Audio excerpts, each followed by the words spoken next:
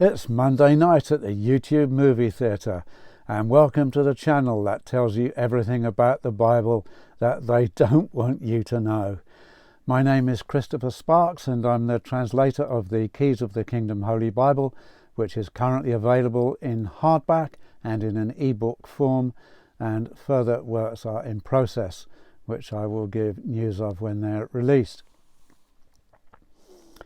Now, tonight at the movie theatre, Hellfire. Is it mythology? Is it biblical? Is it true? Perhaps first you'll allow me to give a little personal history. In 1977, when I was aged 26, I was living near the village of Selborne in Hampshire, made famous by the naturalist Gilbert White with his wonderful book, The Natural History of Selborne, one of my favourite books. And I had a breakdown. Why? Because the firm I was working for went bust and I didn't know what to do next or where to turn. And second, the Queen of the Hippies decided to dump me. And so I had a lot of time to be wallowing in my misery. And one afternoon I was lying on my bed and I had images of falling through dark, empty space. And this was some sort of hell. I was just falling and falling through this darkness.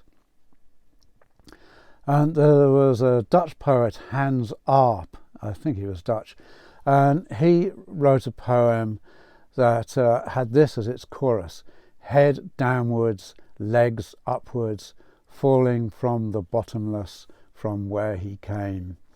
And that exactly described how I felt. Well, I was a sort of Christian as a teenager. If you'd asked me, did I believe Christ was raised from the dead, I'd have said yes, as if I was kind of born with that belief and knowledge. But I wasn't living like it. I mean, I did pray as a teenager sometimes. But come age about 17, I decided to shut my eyes to the reality of God. And I knew what I was doing. But now, in 1977, I needed divine help. So I walked along to a nearby church one bright afternoon and I prayed. I don't know what I prayed, and I'd very much like to know, but I have no record. I kept no record. Wrote a few poems at that time and did a few drawings, but didn't keep any record of that. And then 2 years later, 1979, I poked my head in a little evangelical church where some hymns were being sung, and I'd never heard this before, and the Bible being read. I'd never heard that before, except I will say during that breakdown time I did have a Bible, and I did have a little peep into it one day, and I don't know what I read. Maybe something about hell. But in this evangelical church, and they were saying prayers and somebody gave a talk. During that time, God got hold of me and transformed me.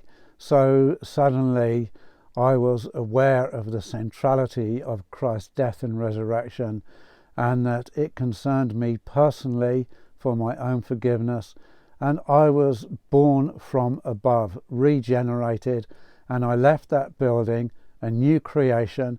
And I can tell you, Christopher Sparks of old was dead and good riddance, and a new Christopher Sparks was born by God. And so I got myself a Bible, and no longer did I want to just live for myself, my own selfish interests, but I wanted to live for God and Christ and understand the Bible, and I was obsessed with the Bible instantly. This was what it was all about for me. Well, that was 79. In 1980, the following year, a local evangelical leader who I knew invited me for a walk near his home across the Devil's Punch Bowl near Hindhead in Surrey. And while we walked across the Devil's Punch Bowl, I asked him about hell, and he said, yes, it's true. So I remember saying, what about my parents, because they're good people. He said, well, if they don't believe, they will go to hell.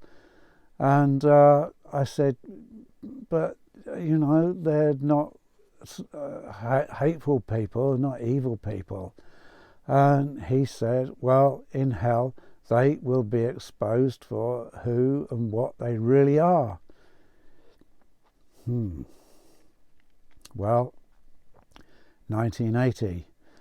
Right through the 1980s, I believed this hell teaching.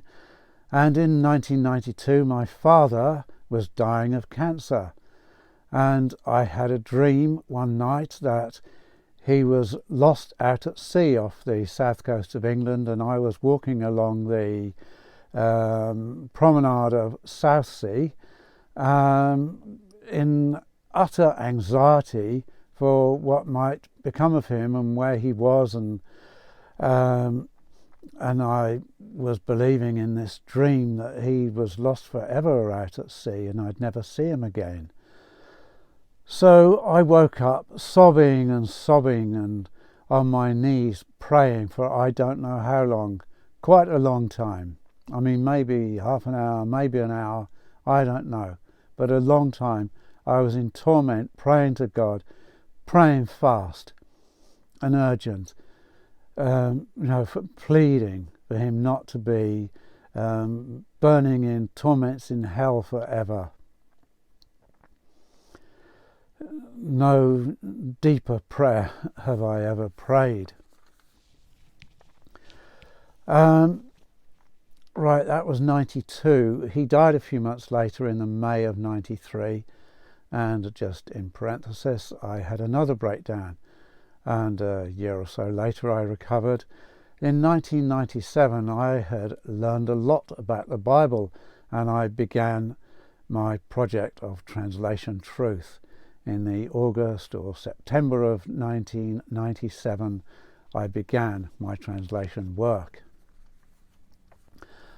And so over the years since then, so 97, so that was now in 2023, so that was 26 years ago, I've formulated my translating targets of accuracy so that an honest representation is given, and clarity so that everybody can at least understand everything that's being said, and then literariness so that the literary forms and devices of the inspired and anointed prophets and apostles and scribes are restored in a beautiful literary form, because these have been withheld from us in many ways. So this is a big part of the project. It's not just getting the passages right, the words right, the true meanings and themes, but creating a great work of literature that represented the literariness of the divinely inspired writers. That was what a big part of what I wanted to do.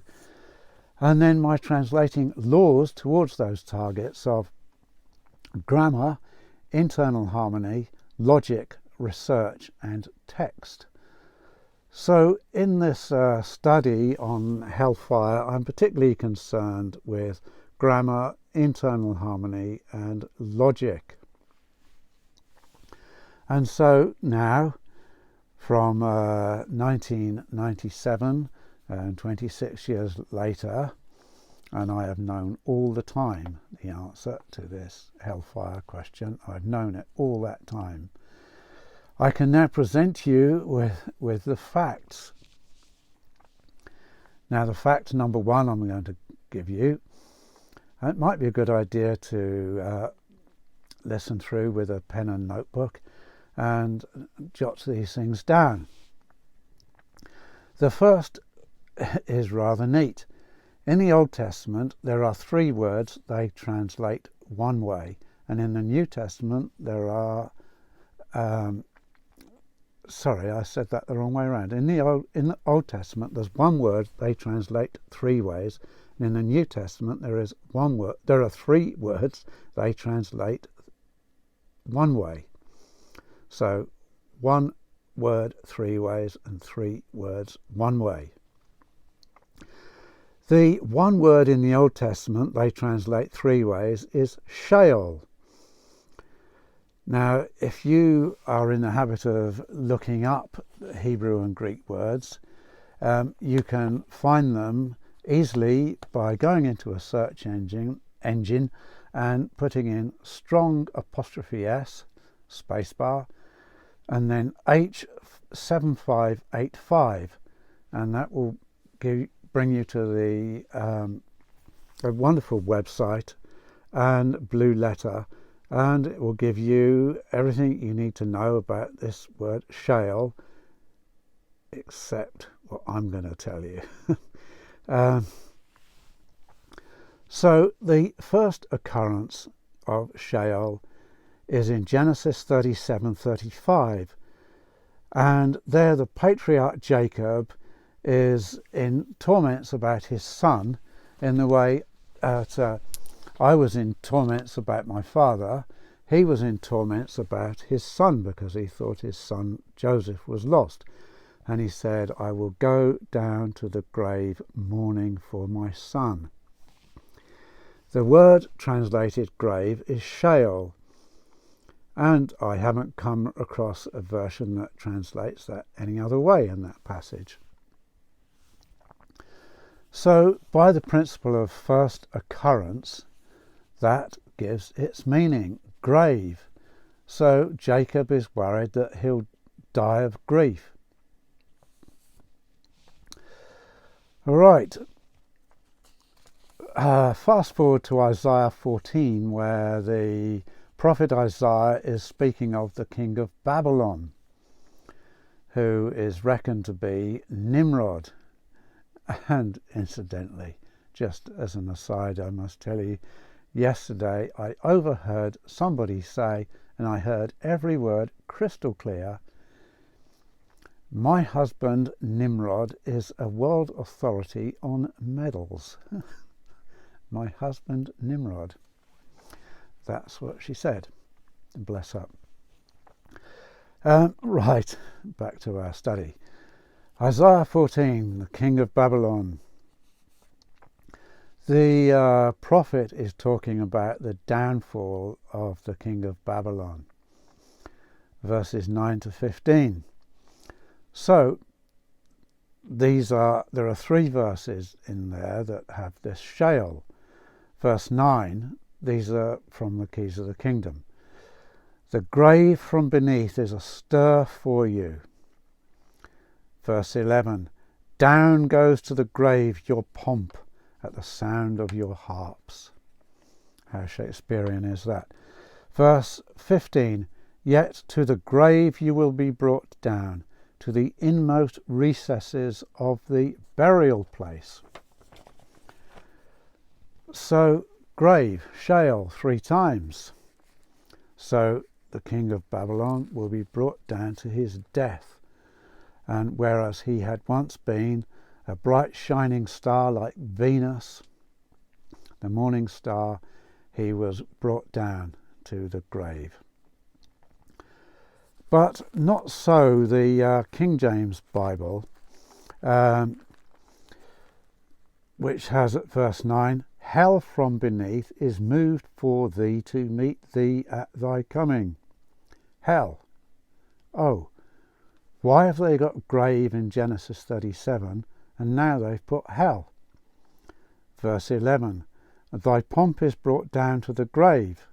Oh, so they've just said that hell is from beneath is moved, and now thy pomp is brought down to the grave. They've switched. Verse 15, thou shalt be brought down to hell. So it goes hell, grave, hell. How did they decide whether to put hell or grave? What was their principle? Doesn't seem to be one, does there? Because all three verses mean exactly the same. His downfall, his death, his being brought down. Psalm 49 verse 15, it has, the King James Bible has, redeemed my soul from the power of the grave. Okay, sheol, grave. But at Psalm 86 verse 13, you delivered my soul from the lowest hell. Oh, so redeem my soul from the grave, you delivered my soul from hell. Why did they change it? What is their principle? They haven't got one, have they? They just put what they liked, when they liked, what they felt must be right. Because one of them must mean hell. And what do they mean, the lowest hell? So if there's a lowest hell, what's the highest hell? What's the middle hell? What's the third lowest hell? How many levels of hell are there? Had they been reading the Italian poet Dante's epic, the Inferno, about the 10 circles of hell, you know, one for the taxman, one for the bishops, one for the poets, and one for the translators. It's just random and indiscriminate. Sheol means grave. I looked down a lexicon and I found that the King James Bible has got grave 81 times and hell 52 times. Totally indiscriminate. So the King James Bible regarding this is totally useless for proper understanding. Now there are those who say that the King James Bible translators were inspired by God and they got everything right, and they even pull some verses out of the King James Bible and say that it's about the King James Bible. But actually they were being used by the degenerate king as inquisitors to persecute Christians who they were thrown into filthy dungeons. Men of the flesh. Right, so that's the one word in the Old Testament they translate 3 ways. I didn't look at any occurrences of pit. I don't mind that, pit. It's sort of an insult, you know, it's insolent to somebody you don't respect. Oh, chuck him in the pit. As if they're not entitled to a proper funeral, burial and grave.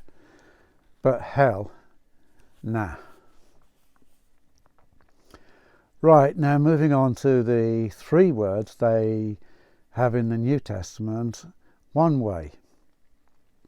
The first is Hades, and the Strong's Concordance reference number for that is G, that's G for Greek, 86. And it occurs 11 times. Now they translate it as hell 10 times and grave once. So when I say translate 3 words one way, there's just that one exception, and they put Hades as grave. Now in Matthew 16:18, Jesus is talking about building his people, his called out people, his Ecclesia. The others have church, but that immediately aligns it with the church system. The Greek word is Ecclesia, so I and several others, including the concordant literal version published 100 years ago, also transliterate Ecclesia. It means they're called out people. So then Jesus said, the gates of, well, in the Greek, Hades will not prevail against it. Well, the King James Bible has the gates of hell.